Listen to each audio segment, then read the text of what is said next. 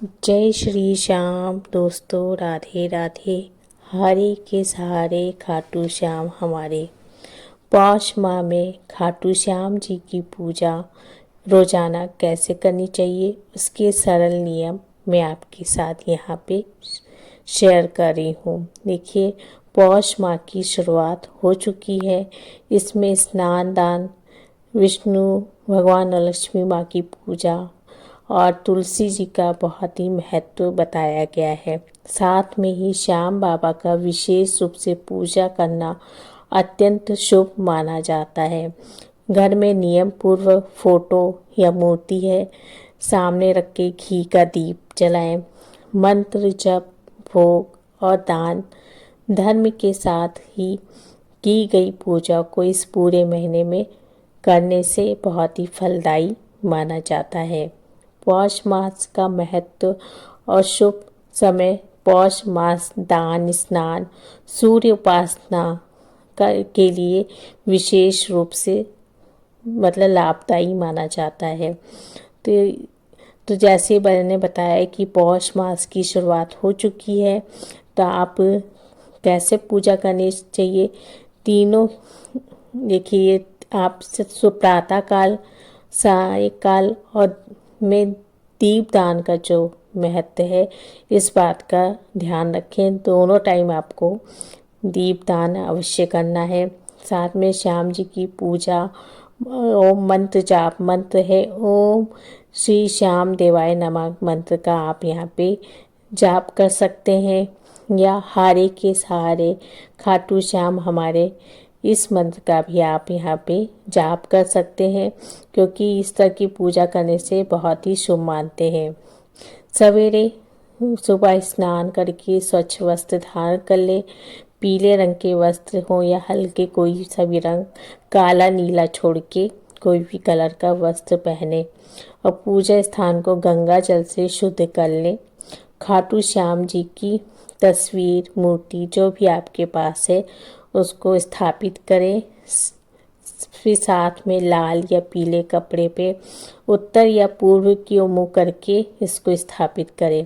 साथ में गणेश जी की फोटो रखें और हनुमान जी का छोटा सा चित्र रखना बहुत ही शुभ माना जाता है। तो दीप, धूप और आह्वान, देसी घी का दीपक, अगरबत्ती, धूप जलाए। थोड़ा सा जल, अक्षत, रोली, चंदन, फूल, माला आदि सामने रखें। हाथ जोड़ के मन ही मन संकल्प ले कि पौष मास में बाबा श्याम की निरंतर पूजा, मनोकामना पूर्ति, कष्ट निवारण और सुख समृद्धि के लिए कर रही हूँ।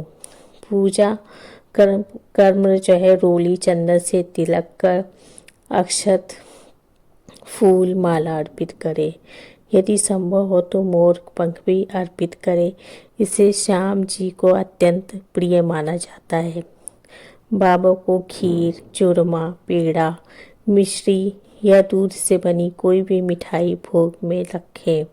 पौष में घी आधारित प्रसाद जैसे चूरमा है विशेष शुभ माने जाते हैं, तो आप अपने सामर्थ्य के अनुसार इनमें से कोई सा भी भोग लगा सकते हैं।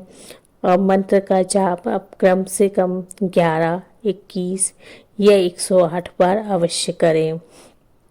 मुख्य मंत्रों में से जैसे मैंने आपको बताया, ओम श्री श्याम देवाय नमः, ओम श्री श्याम देवाय परविक्राय, हरे परमात्मने, परतः क्लेश नाशाय, सुहृदय नमो नमः, जय श्री श्याम। इनमें से कोई भी जाप आप कर सकते हैं।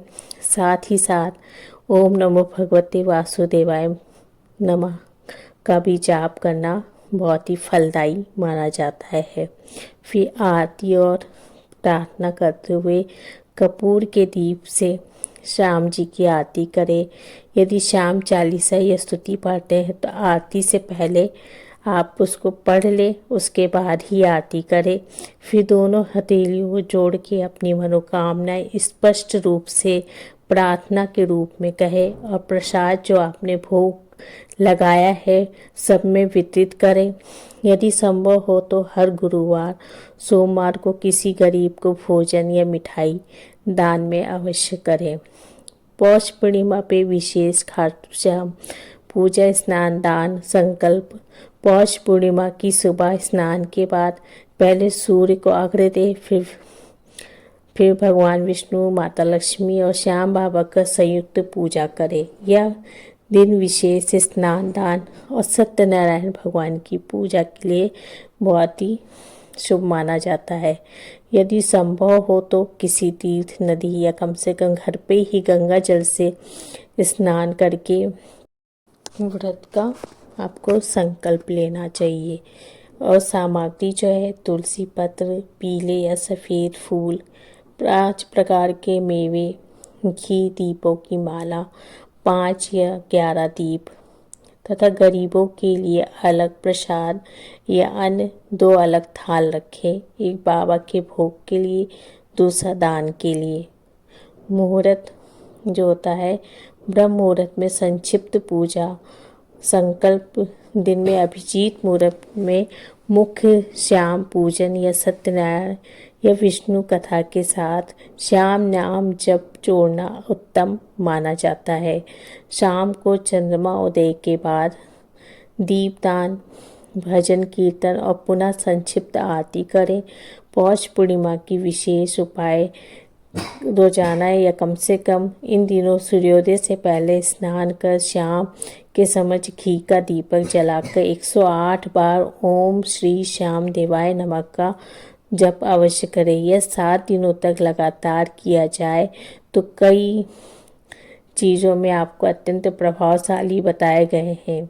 यदि आर्थिक स्थिति या आपकी नौकरी संबंधी कोई चिंता है तो पौष पूर्णिमा से शुरू करके आप 11 दिन तक श्याम जी के सामने देसी घी का दीपक और चूरमा या खीर का प्रसाद या कच्चा दूध का प्रसाद बना के भोग लगाते हैं, साथ में कुछ हिस्सा गरीबों में बांटते हैं तो आपको बहुत ही लाभ मिलेगा।